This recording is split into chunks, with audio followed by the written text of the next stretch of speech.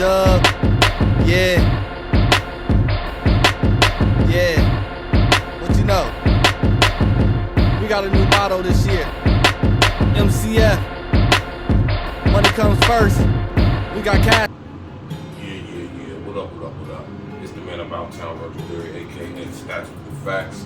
And y'all know y'all tuned in to another episode of Hey, Real Talk Podcast. Now, tonight on this video, I want to talk about the very popular topic of Meg Thee Stallion, Tory Lanez, real name DAYSTAR Peterson, her friend KELSEY, Nicole, and the whole scandal with this whole shooting situation. Now, just to remind y'all, my name is Virgil Berry, aka Stats with the Facts. Make sure y'all smash that like button, subscribe to the page, definitely share on your social engineering.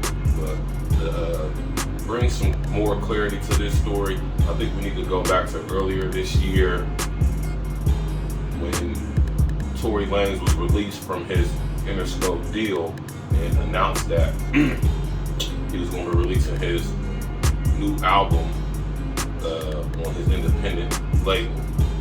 And not too long after that, this situation happened.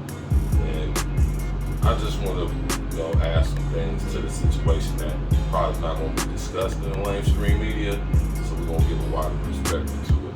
Now, like I said, his real name is DAYSTAR Peterson. As we know, he's from Toronto, Canada.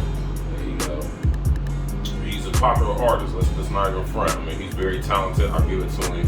And he's independent now. So he got a lot of money. He owns all his publishing and all his rights to his music.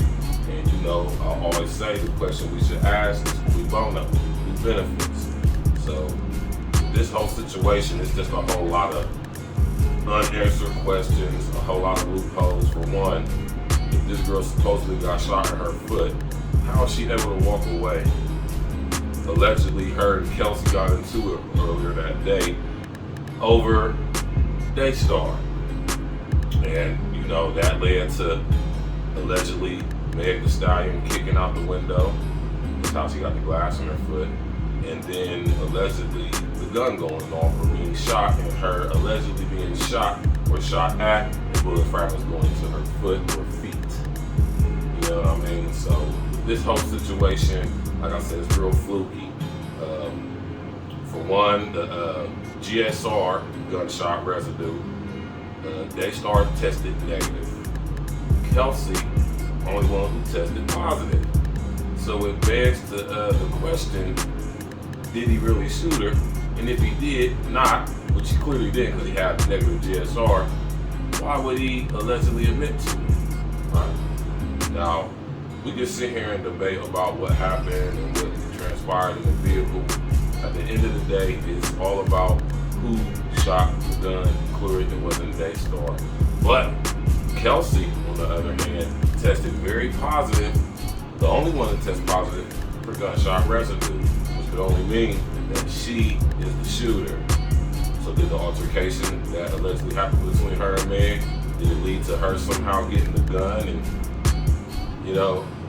shooting her friend accidentally or intentionally? It could be argued. Now, let's walk it down the street a little bit more on this one now. Like I said, no gunshot residue. And another weird twist to this story is that, it's all type of lies and it's all type of misinformation involved. Meg changed her story so many times. And this information that just came up with this argument and kicking out of the window, this is, according to DAYSTAR's team, this is compelling evidence that they're very confident about. That's why you see him in the media talking confident.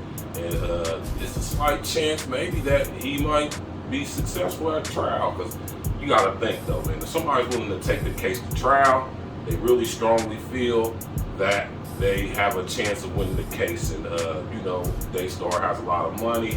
So I'm pretty sure he has very good representation. And they would not be as confident as they were if they did not have compelling evidence to basically dispel anything that Meg Thee Stallion is saying.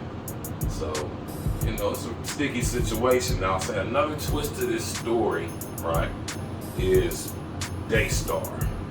Now, when I first found out that this guy's name was DAYSTAR, it instantly got my mind just to working. And you know, I'm not a religious guy, but I'm into religion as far as the history thereof. Now, DAYSTAR, to everybody who may be in the know, is another name for Lucifer, Satan, the devil. Now see, there's a big mix-up here in the Bible about Lucifer and Jesus being the same entity, which they clearly are not. Now see, if you look at the Bible, it clearly states that Lucifer is the son of the morning star. Now if you look at Jesus on the other hand, in Revelations, I was going to say it's 22:16, he was called the bright and morning star. Big difference, huge difference. You got Lucifer, Satan the devil, who's the morning star, and you got Jesus, who is the bright and morning star. Big difference between that right there. So, you know, that's a whole nother video, we can break that down. But I just thought that was interesting, seeing how this is this guy's actual name. Now, there's a lot of controversy surrounding this topic. You know, a lot of people are saying that, or not even a lot of people, it's Meg herself. She went on IG saying she has to relive all this stuff and she's re-traumatized, and you know, she's been shot and all of this stuff. But due to this new evidence that's coming out, that could be argued. Now, will DAYSTAR win his case when he has his day in court? That could also be argued. But what I'm going to say is, if this evidence is in fact true, which is very compelling, that means that Meg the Stallion might be facing some charges. Instantly, if she's lying about all this stuff, he might have a lawsuit on his hands, man. Defamation of character, libel. You understand what I'm saying? So, now to tie it all back together, and I know a lot of people be feeling some type of way about these things, but I'm a free thinker and an open thinker, so I question everything and I take all information into consideration, all possibilities. Right now, y'all know what this entertainment industry, y'all know who run it, y'all know what they be about. I'm pretty sure y'all done heard about it. It's too much to not say that it's completely true, but at least it's something to be looked at with these shaming rituals, which I do know to be true. Shaming rituals, and this, not saying that this is a shaming ritual, because it could be argued, but what I am saying is that it could possibly be. Just the main question we always gotta ask y'all in these situations is cui bono? Who benefits? Like I always say, who benefits from us believing what we're being told about this situation? Once more, why are we being distracted with this situation? Now remember, when this situation happened, this was at a time when there was a lot of stuff going on with the smack sling and all of that stuff, and you know, people were wilding out all across the country, you know what I'm saying, with the various shootings that were going on. So there was a big distraction, you know what I mean? And I just, you know, want to give a different take on it, man, because, you know, man, it's a very unfortunate situation that a brother, you know what I'm saying, is being lied on, basically, and being publicly destroyed by way of his image, you know what I'm saying? And you know, it's kind of not fair, you can say, but like I say, man, it could be argued, you know, it could be a plethora of things involved that led up to this situation happening. All I'm saying is we must consider all possible situations in order to make a wise decision about what we're being told about this story. Main question, once again, cui bono, who benefits?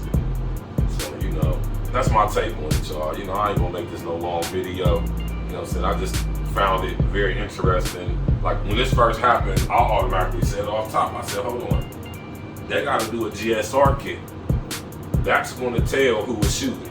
Because if you in a close proximity, closed in space, like say within a vehicle, and somebody shoots a gun, whether it be on accident or intentionally, gunshot residue is going to be literally everywhere on everybody. But it's going to be most concentrated on the hands of the person who actually pulled the trigger, which was KELSEY, Nicole.